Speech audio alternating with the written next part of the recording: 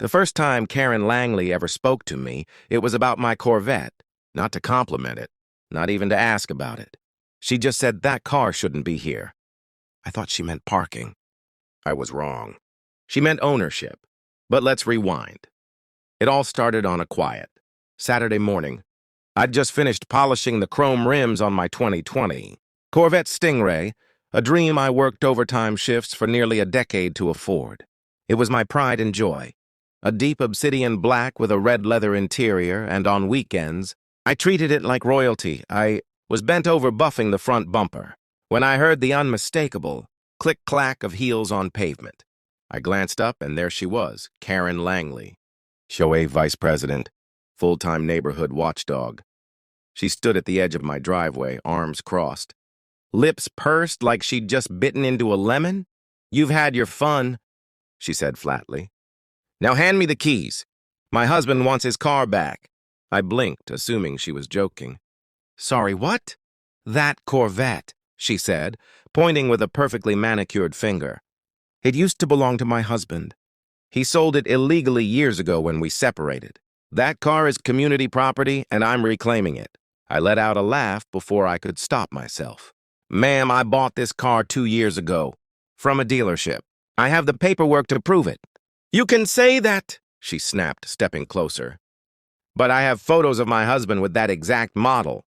Black body, red seats, even that same rear spoiler. Don't play dumb." At that point, I realized she wasn't bluffing. She genuinely believed, or wanted others to believe, that my Corvette was hers by right, and unfortunately, this was only the beginning. I had moved into Ridgeway Hollow, a supposedly peaceful gated community, just 6 months before. The house, gorgeous. The neighbors, mostly quiet. But Karen? She was a category all her own. Her HOA emails came twice a week. Her rules, ever-changing. And my car, my Corvette, was her favorite target. First, it was non-conforming paint colors.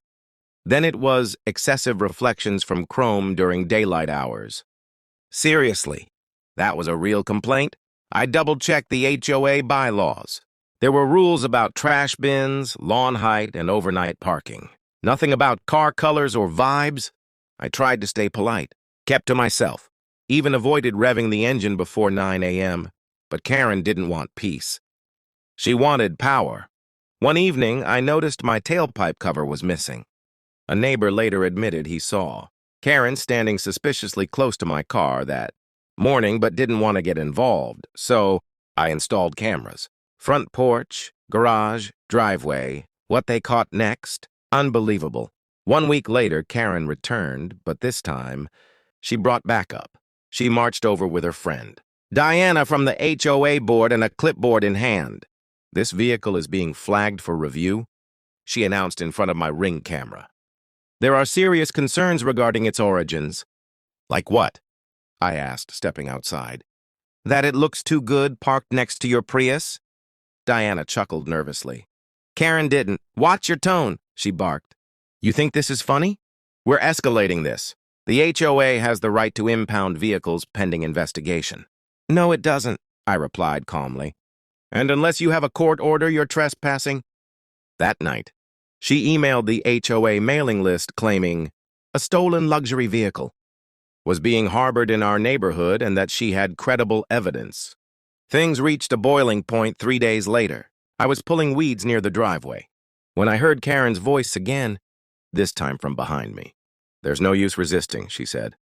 "The police are already on their way." I turned around. She was standing next to my Corvette, one hand on the roof, the other holding a pair of car keys. "I told them I had the original key," she said triumphantly. "They'll match it to the ignition and prove I'm telling the truth." Sure enough, moments later, 2 squad cars pulled into the cul-de-sac. Karen waved them over like she'd just summoned her private security force. "Officers!" she shouted. "That's the man who stole my husband's Corvette. I have the key right here." The lead officer approached me carefully. "Sir, we got a call about a possible stolen vehicle. Can you confirm ownership?" "Absolutely," I said, pulling out a folder I'd already prepared weeks ago. Title, registration, dealer invoice, insurance, all in my name. I even had the VIN number printed and highlighted. The officer examined everything. Then he compared the VIN on the paperwork to the one etched inside the windshield. A perfect match. Ma'am? The officer turned toward Karen. This vehicle is registered to this gentleman. There's no indication of theft. And possession of a matching key doesn't prove prior ownership. Karen's confident smirk faltered. But that key, my husband had a spare. He said he told me. One officer radioed dispatch to confirm that no stolen vehicle reports existed for the VIN or license plate. The other asked Karen, "Do you have any paperwork showing your husband ever owned a Corvette?" "No," she stammered, "but I have a photo of him with a car just like it." A pause. "Ma'am," the officer said, "that's not how property claims work." Then, like a switch flipped, Karen lunged. She grabbed my wrist, trying to rip the key from my hand. The officers tackled her in seconds. "Karen Langley, you are under arrest for attempted theft, filing a false police report and assault," the officer stated as she cuffed her on the lawn. Her eyes bulged in disbelief. "You can't do this. I'm on the HOA board." The entire neighborhood was watching. Phones were out. One neighbor even brought popcorn. Within 48 hours, Karen was removed from the HOA board by unanimous vote. Turns out, this wasn't her first brush with overreach. In fact, 2 years prior, she'd tried to have another neighbor's backyard playground. Confiscated for being too colorful. Charges stuck. Karen was slapped with a $10,000 fine, 6 months of probation, 200 hours of community service, and a restraining order keeping her 200 feet away from me and my Corvette. Last I heard, she moved in with her sister out in the suburbs. My car, still parked right out front. Still shining. Still mine.